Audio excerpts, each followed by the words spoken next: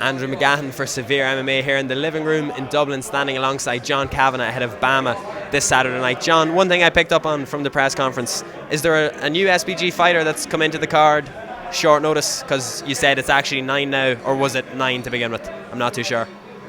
I thought it was 9, including Johnny Dargan. I don't know whether that was updated yet. I'm not sure if that was updated, so 8 or 9. Okay. It's just, it seems like every time you've got a big card, you're always linked back to the most guys you've ever had in a card.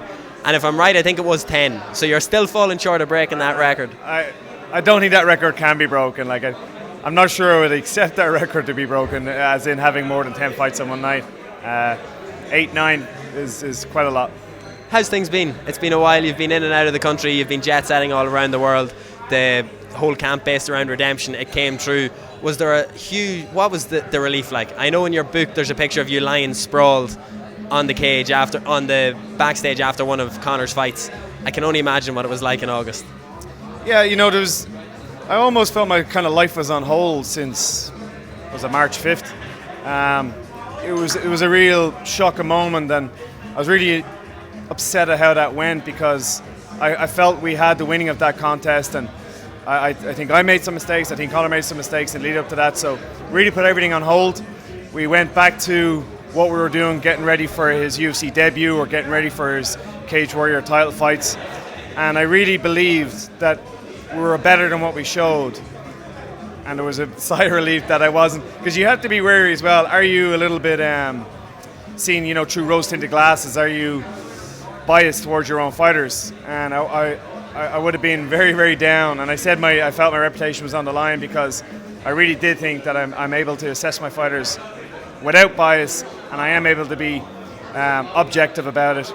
So for him to go out and do what he did and win in the fashion he did was very, very relieving, and it's given me and the whole team even more confidence in what we've been doing, and a real kind of an injection again of even more energy and even more gusto to go forward harder and chase more belts and more titles and more big shows.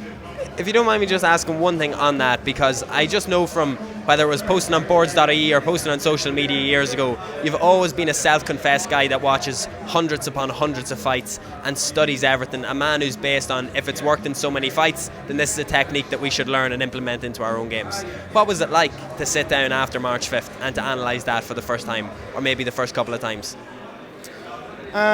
Again, like you don't want to be reading. Fans break down the fights so often, because if they're a Conor fan, they're going to look at it one way. If they're a Nate fan, they're going to look at it one way. But even reading some professional fighters' opinions and some kind of respected pundits breakdown, I really couldn't see why they couldn't see round one showed the skill difference. And anybody who's in sports science or anybody who coaches, no matter what the sport, they'll tell you that skills is a very difficult thing to build on. You're talking 5 years of committed training to get a decent increase in skills, no matter what sport you're talking about. But to increase cardio is actually quite easy. We have a joke, you can get a donkey fit in 3 months, but you won't turn a donkey into a racehorse in 3 months. And I felt I had a racehorse, but that maybe we had let the cardio side down. And even with the 200 getting bumped forward to August, getting an extra couple of weeks training, I was just rubbing my hands at that, thinking I'm just getting another 2 cycles in here. It's even getting better for us. So I was very, very confident that the skills were there, because I'd seen it in round one. I thought there was a very big skill difference, and we saw in round one of the next fight, it was even more apparent at the vast difference in skill level between the two of them. What does Nate have? An incredible chin and incredible cardio. As a coach, I'm not like crazily impressed by that, because a great chin is kind of you just have that or you don't, and a cardio is quite easy to get. It's sort of dumb stuff.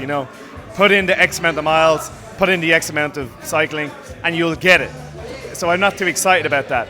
Fighter, I've always said that I think if an MMA coach is doing cardio during one of their classes, it's because they don't have the skills to pass on to the fighters. My role is skills only, and I tell the fighters, do your own cardio training. A donkey can do that. When it comes to something like that, though, I know you'll have experienced this yourself. You'll have had countless jiu-jitsu and MMA fighters in your gym tell you the exact same thing. you can't replicate the feeling of being absolutely busted in a fight when adrenaline is going as compared to training sessions. And do you think that maybe Conor's ability in the past in training has meant he was able to go not at full output in training, and then you come up against someone with the good chin and with the good cardio, and then that's what changed the spectrum a little bit on it? 100%. I've said it before, him and Gunnar Nelson had the technician's curse, because in the gym they were pretty much so far ahead of everybody. You weren't going to bring them into their 1% of their top heart rate or hold them there, because they're so comfortable, sparring and moving around with the training partners they're used to. And that was the big difference in this training camp, was that I did go out and I taught myself more about sports science than I have in the past. I would consider myself more a strategist and technician, but I didn't really know too much about maximum heart rate, lactate tolerance, anaerobic threshold, all of these terms that now I have pretty good understanding of. And that's really what the last training camp was about, was forcing Conor into zones, heart rate zones and feelings that he hadn't experienced before.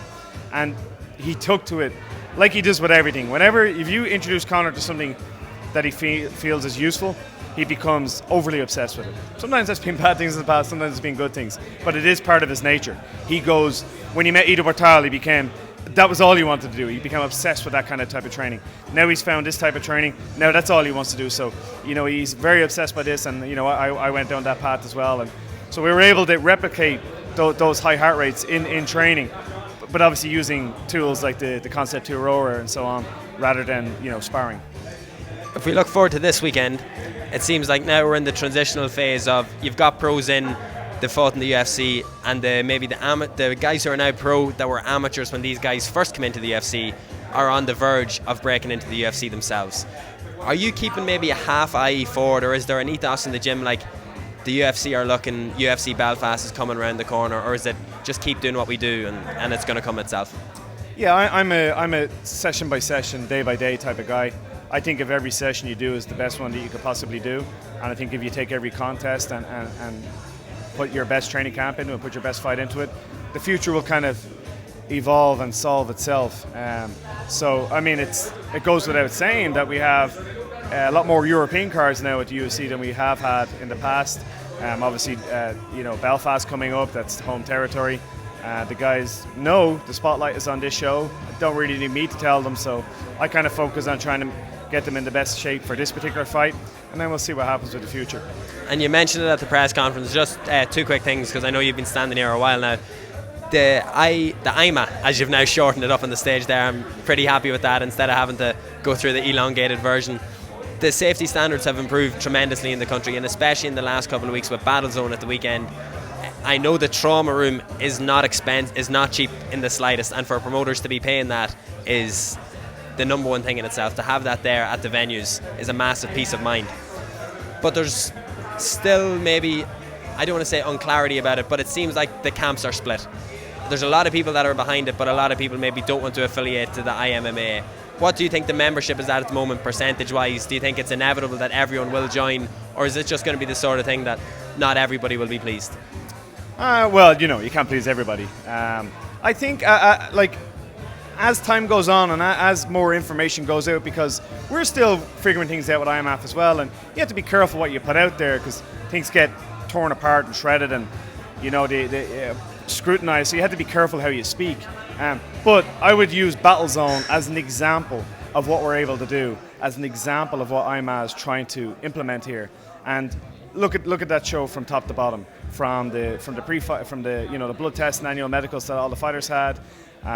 Like you said, the trauma room on the night. So I would hope the coaches, I don't really care about fans, I don't really care about some reporters that have no real attachment to mixed martial arts other than in their mother's bedroom on the laptop and trying to sell a bit of gear. Like, they don't really contribute anything to mixed martial arts. But I would hope that the coaches and the promoters and the fighters, the ones that matter, I would hope they would look at what Battle Zone did and say, you know what, I see where it's going. I see what these guys are trying to do. I know, without looking at the books, I know 100% factual that Andy Ryan lost quite a bit of money running that Battle Zone show, because he did run it to the absolute highest standards. It was ran to a higher standard than any pro show you're going to find in the UK.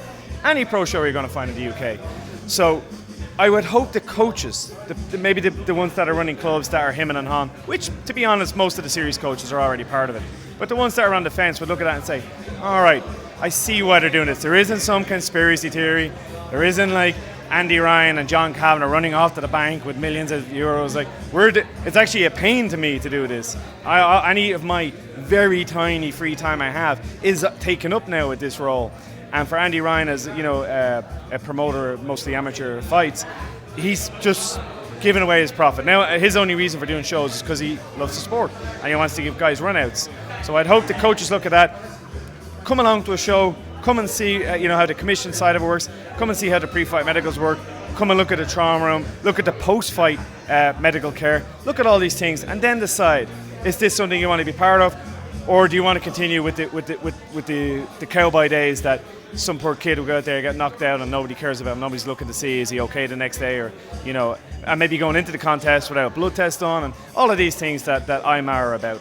I believe one of your fighters, John Byrne, got a medical suspension as well from the a couple of weeks off training, just for being in. I think it was not that it was an excessively damaging fight, but in the post-fight medicals, it's like you need to take a certain amount of time off training, which is unheard of in Ireland to begin with. It's very good to see. But just one final thing, and I will let you go. My main issue with all of that, and I think the best thing, no matter what, is that coaches, fighters, friends and family are now removing any sort of worry that if something does happen, in the immediate aftermath, they are going to be in the best possible hands within the country at the time. And I understand that there was a visitor at Battlezone at the weekend from the government who left absolutely delighted after being walked around, introduced to everyone, shown the facilities, and he couldn't have been happier.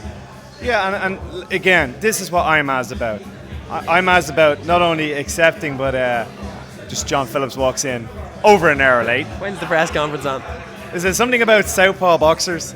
Anyway, that's what we're about. That's what we're trying to achieve here. And to have somebody that came along with no expectations, who didn't know what he was going to see, and to see the event. And the event was great. I kind of liked it. It was in sort of a bright hall and kids running around. It had a sort of family feel to it. The crowd was great. It was kind of cheering both guys. It was a really good night for Irish MMA. Very proud to have played a part in just providing fighters. Andy Ryan, Cole Blue, Dino, IMMAA, Barry Oglesby, all those guys were doing the real work, and those guys did a fantastic job. And it's that show alone has probably jumped us along 6-12 months along the process, because they see that we're not just a group of ruffians. They see that we're not just whatever opinion they would have cage fighting animals, whatever opinion they would have had was destroyed in that night in a positive way. So I'm very happy with it. Lovely. John, thank you very much for the time. See you soon.